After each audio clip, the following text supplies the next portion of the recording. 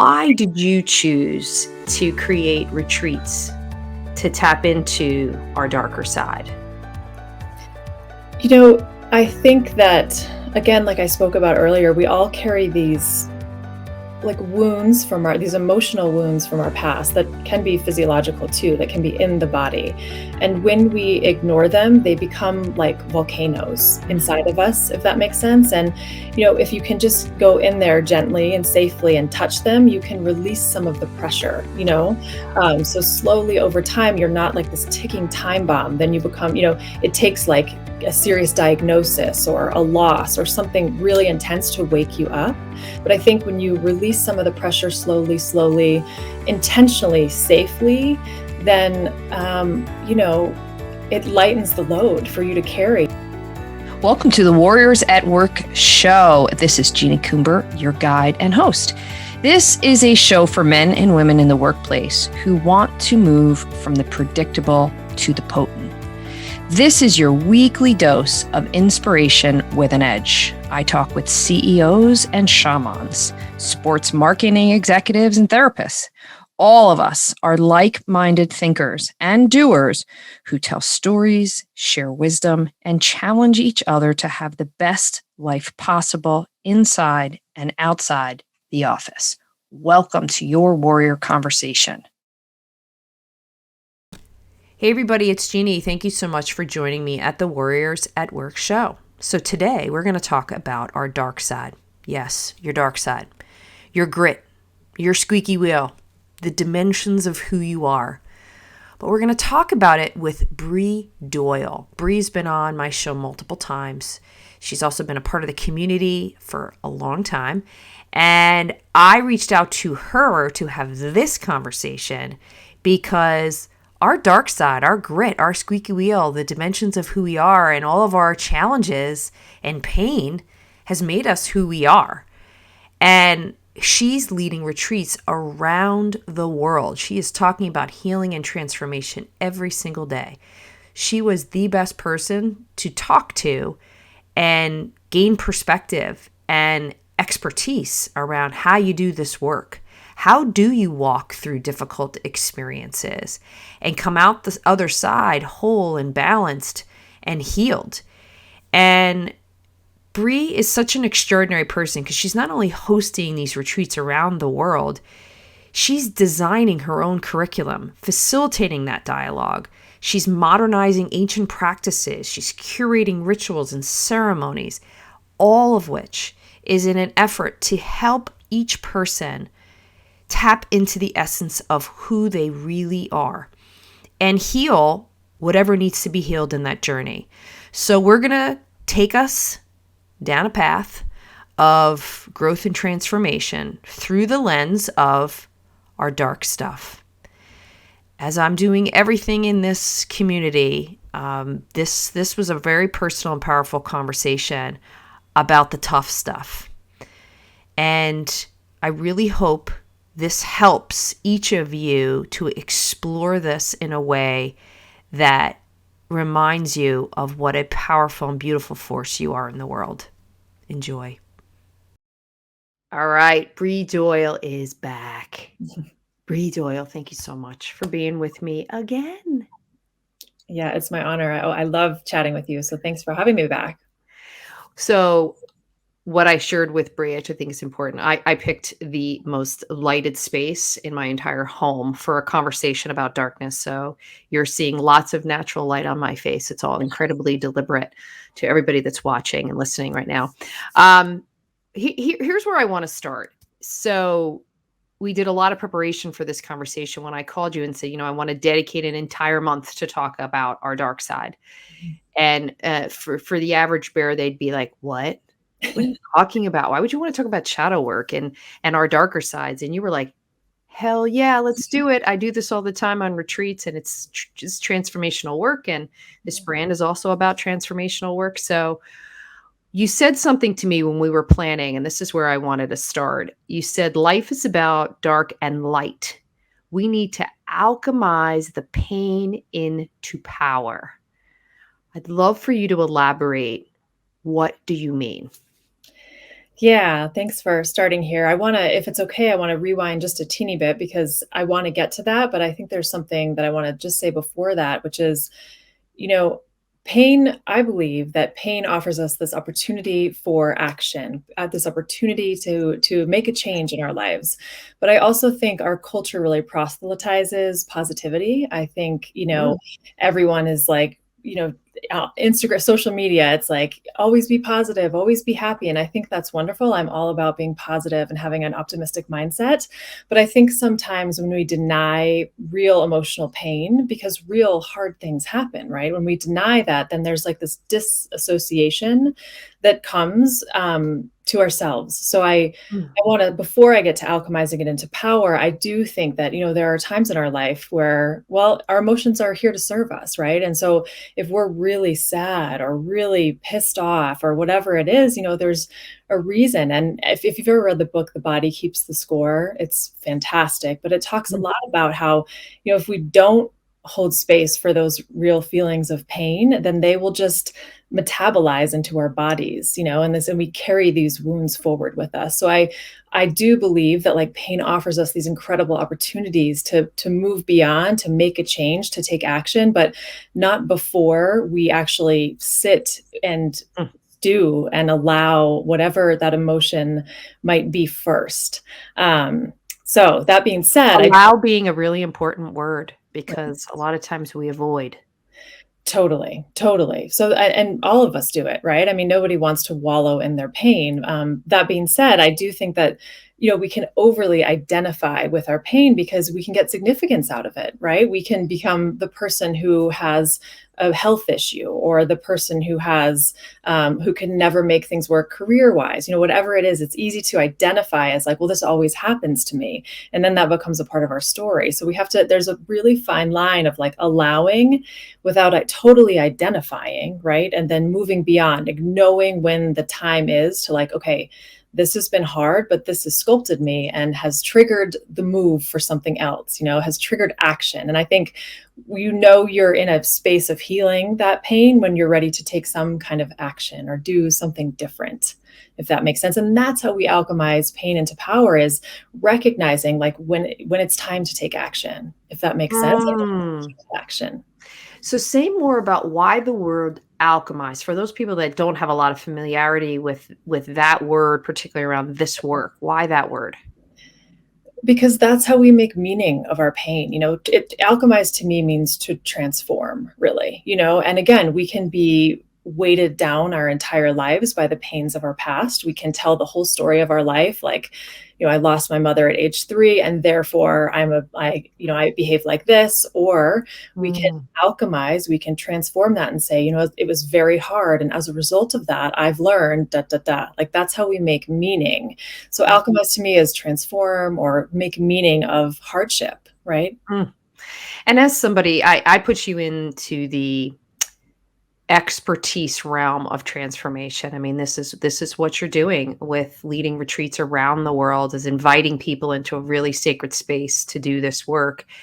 And I'm curious, as a leader and an influencer around discussions about this type of thing, is why do you think we resist it so much? Is it fear? Is it just too damn hard?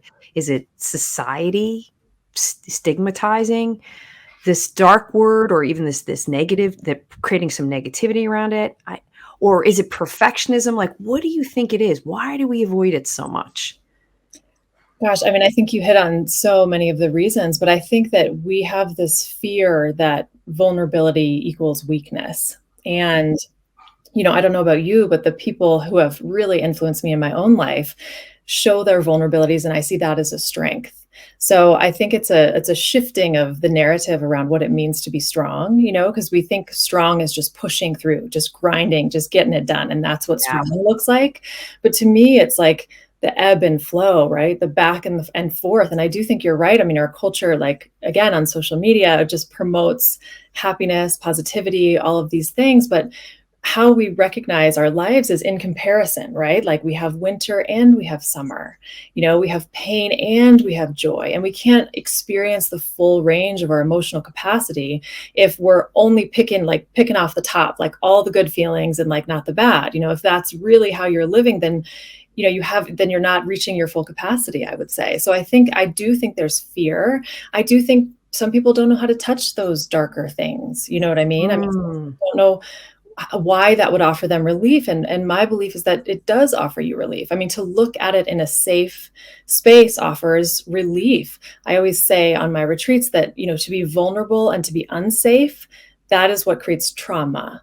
To be vulnerable and to be safe, that's where you create healing, you know. Vulnerable and safe creates healing. I Yeah. think that's really, really important what you just said. Yeah. And I was also just thinking, when I think about just interviews that I do all the time, or even coaching conversations that I'm always a part of, or particularly when there's panel discussions, when you're interviewing a thought leader and there's a room full of people, what's the stuff they really want to know is, tell me your flaws, tell me your darkest moments, tell me where you really overcame. But yet somehow in our day-to-day interactions and ways of being, that gets pushed way down. And we present this almost like a facade. Yeah. Now, granted, the last couple of years has made the facade a lot more difficult, but which that's the sort of like the beautiful piece, or the beautiful silver lining to this extraordinary circumstance we find ourselves in, is that there's a realness and a humanity that has come from this, where we're having to talk very openly about things that are our stuff, our dark stuff, whether it's mental health, whether it's depression, whether it's grief, whether it's I'm just having a bad day, or I'm really unhappy, or whatever it is. It's provided a fairly beautiful opportunity to be really, really human, which was really the impetus behind this conversation. Is like, we need to talk about all of these things instead Yeah. of just our shiny self, our Right. less than shiny self. 100%. And I appreciate that you're digging into these conversations, because like you said, that's the humanity that connects us, right? Is like we all know what it feels like to suffer, right? We all have different pains, and my pain might be different than yours, but that doesn't mean it's any less intense for me. We all, and the more we start to share these things, the more we say, gosh, I've been through that too. Or if you look at someone that's accomplished something that you want to, and you're like, wow, must be nice. It's like, well, surely there are years of struggle that you Mhm. haven't seen. So it's easy to, just like you said, the image culture is really intense. And I think these kind of provocative and tender conversations are what really root us to each other. And that's so important, especially right now after all we've been through. Rooting us to each other is like such an important theme. It's the whole recognition that you're not alone, you're not weird. It's Right. completely normal. Right. And you don't need to be afraid of it, and you can talk about it, to your Yeah. point, in safe, constructive spaces. So I'm curious, as somebody who does this for a living, right? Again, you're my transformational guru. You're who I would go to if I was having transformational discussions. Why did you choose to create retreats to tap into our darker side? I think that, again, like I spoke about earlier, we all carry these like wounds from these emotional wounds from our past that can be physiological too, that can be in the body. And when we ignore them, they become like volcanoes Mm. inside of us, if that makes sense. And, if you can just go in there gently and safely and touch them, you can release some of the pressure. So slowly over time, you're not like this ticking time bomb. Then you become, it takes like a serious diagnosis or a loss or something really intense to wake you up. But I think when you release some of the pressure slowly, intentionally, safely, then, it lightens the load for you to carry, and you don't have to harbor it by yourself, because again, that is what connects us. So I think hosting retreats to have these kind of conversations, it's like a pressure release, and that feels so important to me. I had a client once who she was divorced, and it had been 15 years since her divorce, and she was still like a live wire when Mm. sense it. Like when she would talk about it, it was like it still made her so upset, and she had so much guilt and so much pain around it. And it was at the retreat that she had conversations, kind of worked through lots of shared what was painful about it. And then it was at the retreat that she decided finally to kind of let some of that go. And she saw him after the retreat at her son's wedding. They shared children together.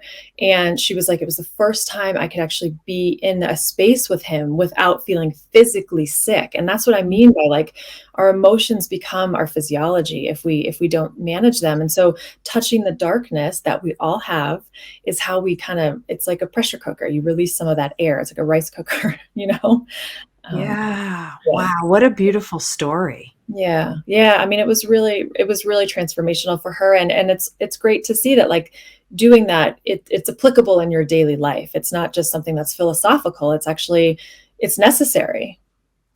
Yeah. So let's talk more about that. So I want you to reflect on the last 2+ years now. What a case study for light and dark operating at the same time. So much growth, so much expansion, so much grief, sadness, depression. Yeah. And what have been your observations? So for anybody particularly that's listening or watching right now and they want to really sink into this conversation, I'd love for you to share back what you've been observing. Yeah, it's been this forced situation where we've had to go inward and, totally revamp how we view our work life, our home life. All of these things have been thrown into question. And I feel like this is what nature does, right? I mean, nature's this beautiful metaphor for like we have the winter, Mm. we have the spring, and we have the summer where everything is flourishing, right? And so we had this forced kind of winter, if that makes sense. And I think that a lot of us needed it in a way, and I think our culture is evolving. I feel like the conversations that have come as a result of this pandemic, the conversations around healthcare, the conversations around owning our own health, right? The conversations around race, the inequalities that are so prevalent always, but now finally are being like discussed in a more regular light. I mean, all of these things that we have to deal with. Like, we can't just keep hiding these volcanoes underneath our culture, right? Like, we're about to explode. So, in a way, this forced shutting down of everything has pushed a lot of things to the surface that need to come to the surface. I mean, I don't know about you, but I've Mm. witnessed myself, and I've seen in my own life that like I've had a lot of those like, is this really what I want to be doing? Conversations with myself, because everything was shaken up. So And is this who I want to do with? Like, are you a it's friend that I want to keep in my life? I don't know about that. Are you totally. the client that I want to work with? I don't know about that. Right, totally. So in a way, it gave us this grace period to like shake it up so we can go back in with having thought about what really matters, being more intentional. Now it's easy to slip away from that, but I do think it offered us this really incredible opportunity to kind of reevaluate what really matters. Um, Surely there's been lots of pain and lots of loss too, and that's part of how we grow. So Mm. I went back to your book when I was preparing for this conversation, and I want to read something, and I want to get your reaction. So, Brie has this beautiful book, "You Should Leave Now: Going on a Retreat to Find Your Way Back to Yourself," and you walk us through the phases of a retreat. And there's a whole piece around old habits, which is Mhm. completely perfect for this conversation as we explore our dark side. And you gave a specific example of somebody that you were helping, and you offered up these two questions.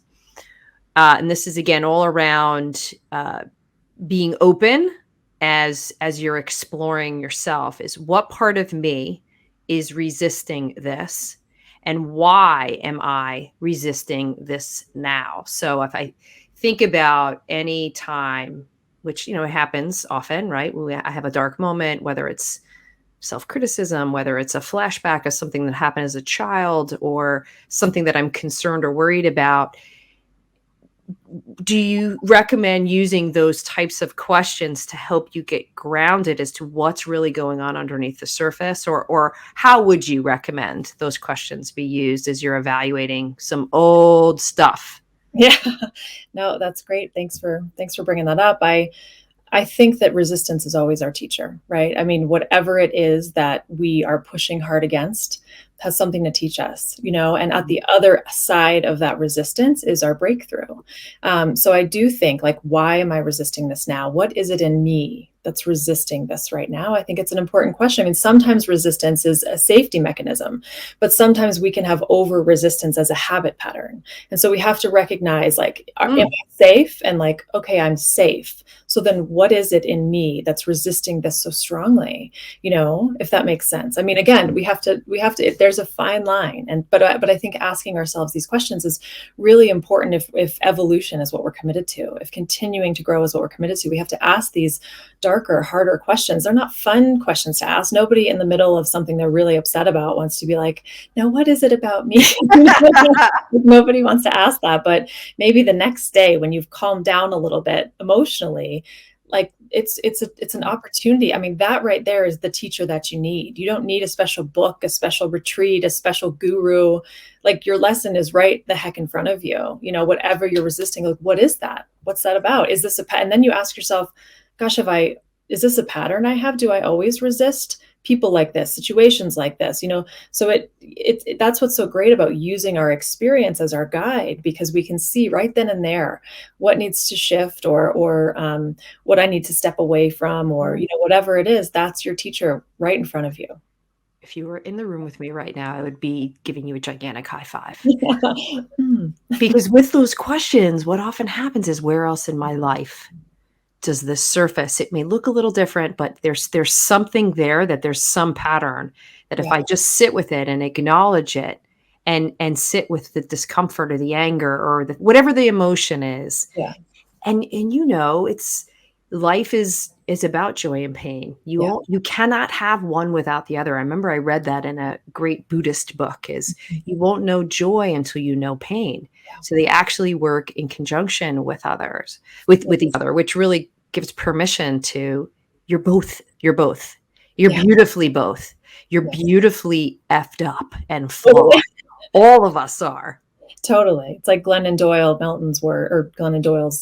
Brutiful, right? Like, brutal and beautiful. I love that. I mean, everything is like that, right? We all experience highs and lows. That's part of the deal.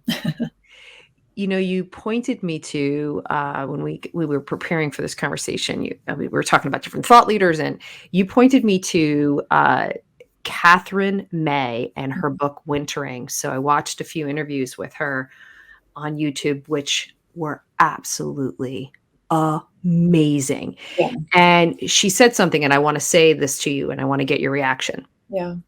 She said, live a life you can cope with, not what others want from you.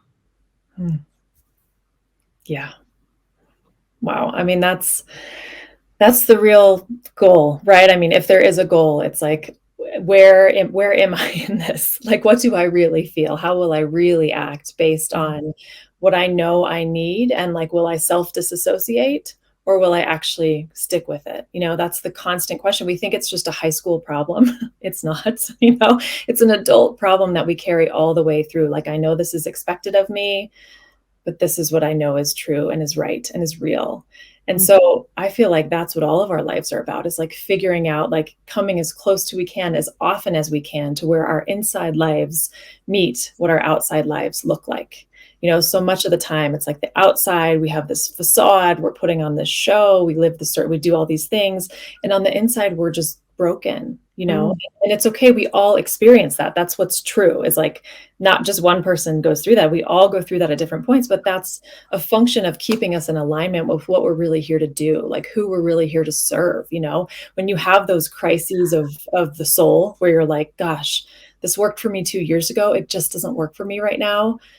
Like, the question becomes, am I going to listen? Because if you don't listen, right, it starts as a whisper. I think Oprah said this. It starts as a whisper, and then it becomes a knock, and then it becomes a bang, and then it becomes a health crisis. So that's the deal. It's like, you can either listen to what you know is true, or you can deny it until you have no choice but to listen.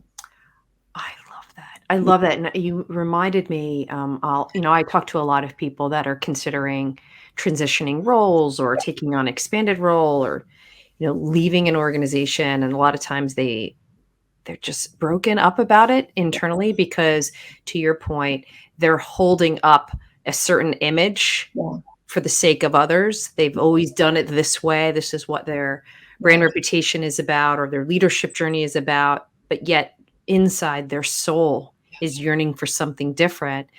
And a lot of people just don't ever make that change. And there's no judgment there. That's your choice. Right. And I'll often say, well, you'll either hit the wall or you won't. Yeah. And it's a very, very personal thing, but there's Yeah. nothing wrong with you Right. to be exploring both sides of this. It Yeah. doesn't make you bad. Right. It makes you human. Totally. 100%. And it's just really interesting then to also see how that persona or those people that are around you that are expecting you to live a certain way or lead a certain way or behave a certain way, whether this is in your personal life or professional life, it's sort of the same thing. Yeah. We've created an environment where people know what to expect of us. Yeah. And if you buck that in any way, makes them uncomfortable, then depending upon their place in your life, they can make your life incredibly uncomfortable. And I think that's what keeps a lot of people stuck and afraid to make those changes. It's just too difficult. It's just on the other side of the pain. Well, on the other side of the pain is the grace and the flow and the peace and the ease. Yep. But going through it is hard as hell. Absolutely. Absolutely. I think you're exactly right. I mean, I think I love that you take the shame away from not making the choice. I think that's something to honor too, because, there's like a push to just go through it, just do the transition, but you're right. I mean, you have to ask yourself, like, what is there to lose? And maybe for some people there's too much to lose. So I don't know. I mean, I think it's so different for every person, and you have to be ready and want that kind of a change, but there is always a loss too. I mean, you can't keep everything and have your transformation too. It's so true. Like, I was just having this conversation with somebody who I really, really admire, and he's considering, traditional big corporate job or something that's in a sort of smaller space. And I could tell by the way he was processing, his ego is very much like, well, based on your academic profile and your professional resume, you're over here in the corporate realm, but your heart is telling you here. Yeah. So instead of calling that out, I just asked the question, where are you in your life? What means the most to you right now? Where do you feel you're going to gain the most joy? Yeah. And it was sort of like an epiphany, like, oh, joy can be a part of this. I'm like, absolutely. And then we also talked about, where do you feel like you're going to struggle the most? Where are you going to be the most unhappy? Where would you be in an environment where I've been there, done that, seen? Am I really going to grow?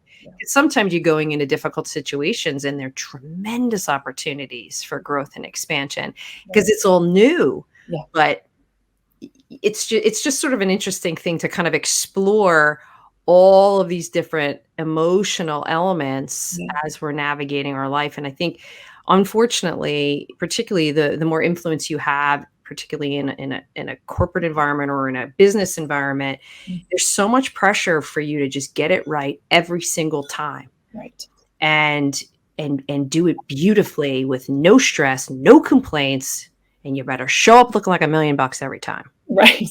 There's no room for, again, this humanity that I think is just so important. Instead of saying, imagine if we had more team meetings where you're like, guys, I'm having a really rough day. I had a rough weekend. Yeah. Not at my best today. Yeah. Here's where I would really appreciate some pullback on some things, or just whatever that open dialogue or heartfelt dialogue is. The same way that you're giving people permission to have that kind of powerful conversation in retreats. Just what an incredible place it could be. Yeah. I mean, I think it's hard, again, we have these shells, right? We keep ourselves in these boxes, and based on what we think people might think. I mean, we don't know what people would think, right? And maybe sometimes the right decision is to stay and experiment with something else. You know what I mean? I mean, I have a client who, big, powerful job, has a lot of creative impulses and intuitions, but her big, powerful job allows, like, she and her husband to travel everywhere. So she's like, gosh, I'd love to leave it all and cut bait and start my Etsy shop. But the truth is, like, we really love to travel. So I'm going to keep the job, work a little less, and do my creative thing. So it's not like, not everybody is like, you just have to go 100% in and leave everything behind and burn it's just, so I think you just have to check in with yourself, and nobody can know when it's right but you. But my biggest thing is, like, learning to know that voice, learning to familiarize yourself with that voice, because sometimes you're going to have to cut the boats and burn the island. And sometimes you're going to have to just leave a few boats and make sure you have a pathway back to the island, but try another island, and it's going to change. There's not like one rule that you follow every single time. It's like the rule is your center. Like, where are Mm. you? How do you feel? And it's like, this is a very kind of simple way that I can tell how I feel about something. Like if I'm contemplating something, like, do I really want to do this next retreat? Let's say, do I have time? Do I want to do this next retreat? I can ask myself that question. And then this is a somatic exercise. If I go, like, if it's an inhale, then I know, like, I have the space, I'm open, it excites me. There's a physiological response of joy, like you were saying. If there's a like, can you see the difference in just one breath tells you so much. Like, someone's like, hey, you want to meet me for happy hour on Friday? Yeah, that'd be fun. That sounds really great. Or, oh God. Or yeah, that sounds really good. Like, true. I mean, if you're holding your breath, that's also right. So it's a simple little thing to just take note of, when there's a decision to be made, big or small. Like, notice your breath, notice that initial breath response, because it tells you so much. The body keeps the score. The body knows, you know what I mean? Knows what is true. Right. That is so simple and so powerful what you just said. I had a conversation with somebody who I admire so much. He's an incredible creative director. And we were talking about the expansion of this brand and some things that I want to do differently. And I was throwing out an idea to her, and she said something back to me. It literally brought me to tears. It Wow. was almost like her soul was talking to my soul. Uh, And of course, we were on the phone, so she didn't know I had an emotional response, and she kept talking. And I stopped and I said, I just had a physiological response to what you just said. Like, that's a hell yes. yeah. And no one framed it to me the way that she did. And she's like, don't get caught up in the how. Just sit Right. with it. Just trust that you just had the reaction that you needed to. She's like, you're telling me this, but I heard this. And I was like, oh my God, thank you, thank you. But I did this. I had this huge inhale, and then it was like just tears started falling down my face. I'm like, you get me. That's a beautiful idea. That's Oh, that's I awesome. love it. Yeah, I love that. It's a great story. I mean, just paying attention to our physiology, right? There's so much there. There's so much nuance and truth. Like, if we have a hard time finding that voice or finding that truth, just start to notice how your body responds to things. It really helps you. It's there to help you. We have Mm. these instinctual animal bodies that are ancient, right? That behave in ancient ways, that have much more sensitivities to what's going on than our mind, which we put way too much emphasis on, our mental, our mind, our thinking, right? But if you start to move and pay attention to the body, clues are there. Answers can be found. Yeah. So powerful. I want to ask you a personal question. Yeah. I would love for you to share something about your dark side that's a part of your journey. Yeah. Yeah. I thought a lot about this question. I've had a hard year professionally. I've had a lot of questions about, so I have two sides to me. I have my kind of extroverted, outward, teacherly side, and then I have my inward, artistic, creative writer side. And the two are not at odds, but I have to make space for them both quite a lot. I learned as a young woman I was very well socialized. I learned how to become popular. I learned how to become pretty. And then that was by not going against the narrative ever. Whatever the narrative was at the time, I knew how to like fit in and how to say the right things and how to meet the right people. Like, that's something I learned how to do. I was well socialized.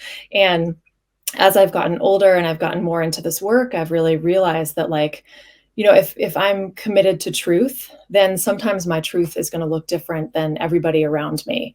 And what am I going to do then? It's like we were talking about earlier, like, am I going to disassociate because it's what serves something outside of me? Or am I going to kind of come back and make the harder, more difficult choice where I know I'm going to piss people off, where I know I'm going to maybe lose friends, lose clients, but that's a choice that's important for me. And so why it's a dark side for me is because I've gotten better at making those hard choices and being like, you know what, like, if this isn't right, then I'm going to keep moving forward. It's okay. Like, I have what I need.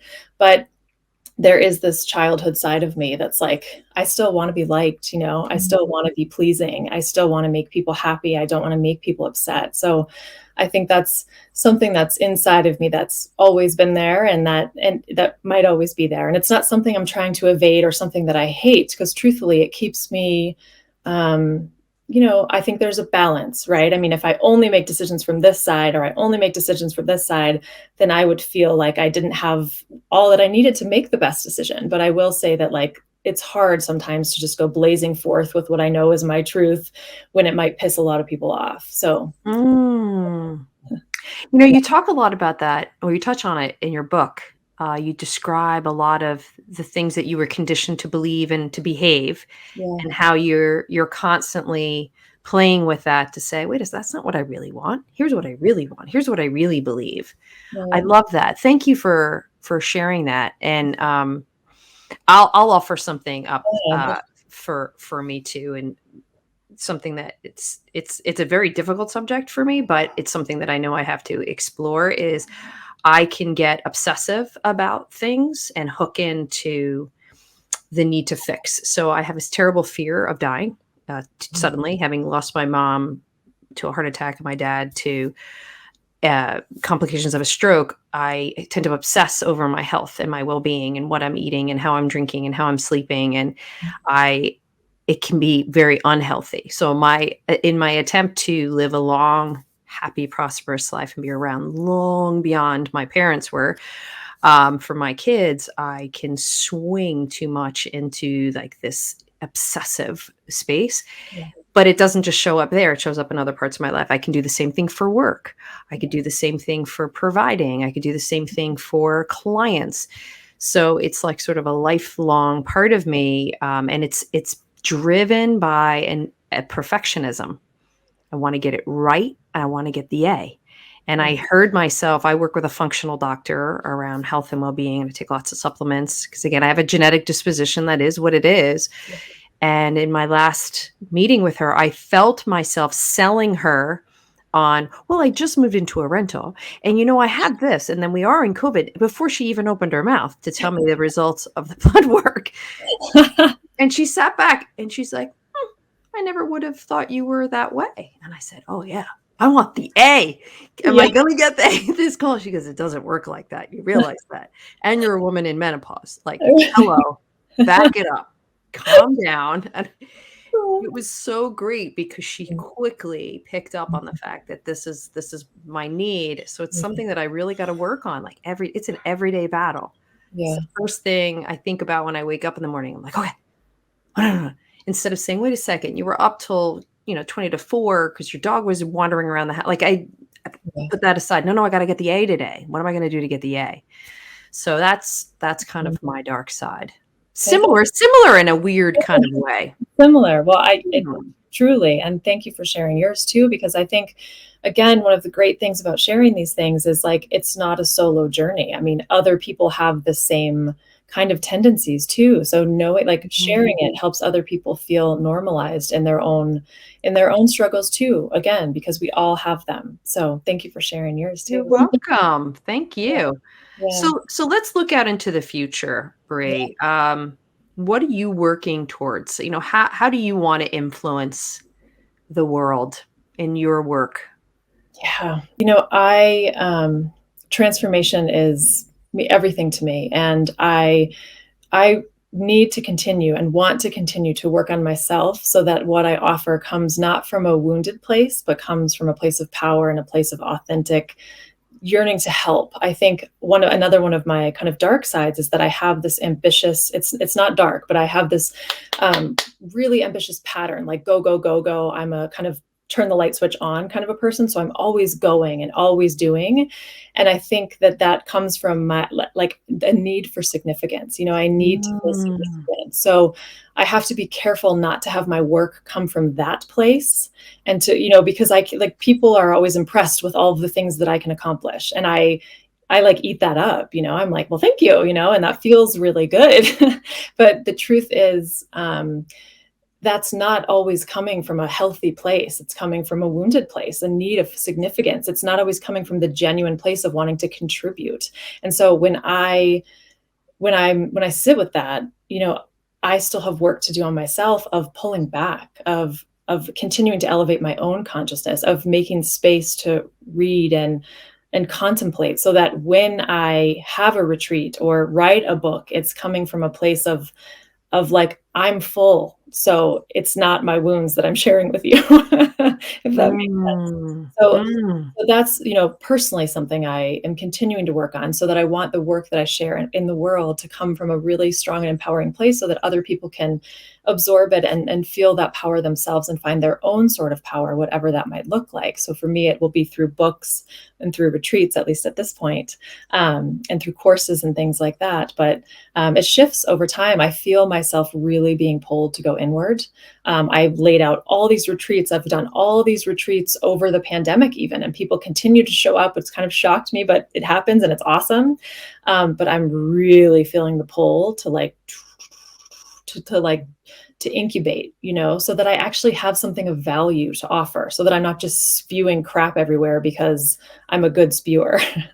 It's another moment where I want to high five you. That's exactly sometimes, well, coming off the holidays, I started thinking, I think I have to shut it down for a little while. Yep, totally. And Mm. to me, like, those are the people I respect, is like when people are like, hey, listen, pause. I'm shutting it down. I'm taking a step back. I'm taking a pivot. I'm doing something different. I'm moving to Spain. It's like, to me, I'm always like, oh, wow, like that is because it gives us permission, right? I mean, the people who do those like renegade, dark moves, I mean, it comes from a place of total alignment. And to me, that's that's who I want to be in the world, so that I can help inspire people to find their alignment that will of course look totally different from mine, but just they'll recognize it in me and be like, that crazy thing you just did, I have my own kind of crazy just like that, and I'm about to go do it now.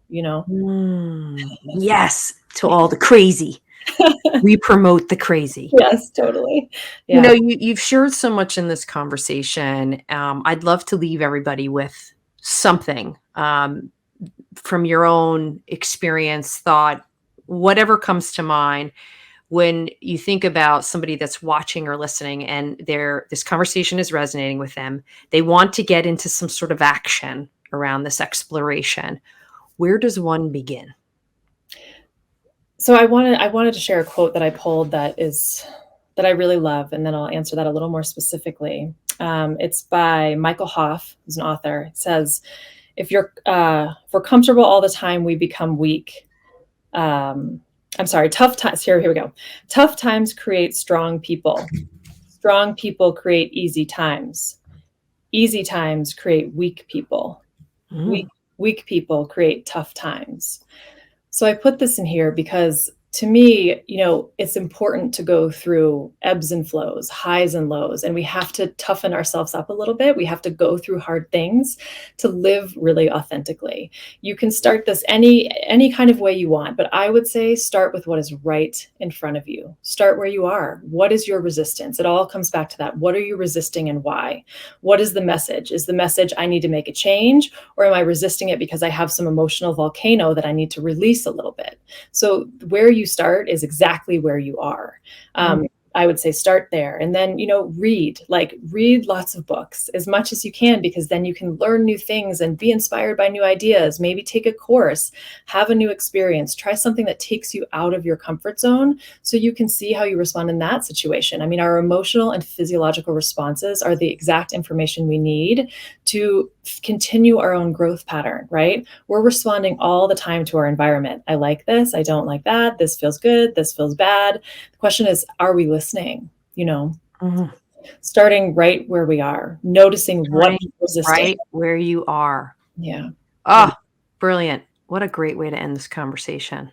Yeah. Brie, we must have known each other in a prior life. I think so. I think so. I'm wishing you just so much success. I am convinced 2022 is going to be our biggest and brightest year yet. I know you have a really exciting retreat coming up in Costa Rica in the next couple of weeks.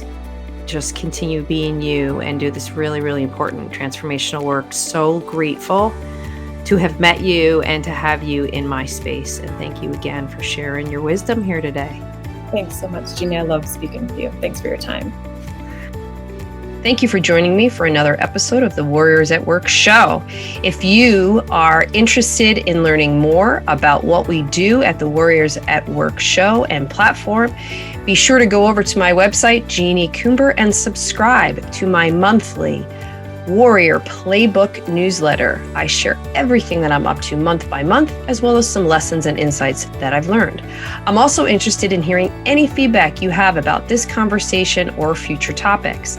So reach out to me directly on jc@jeanniecoomber.com or on LinkedIn. Be sure to tell your friends and your colleagues about this Warriors at Work conversation. Subscribe, review, and rate us. It's the best way to get this message out into the world. Be well.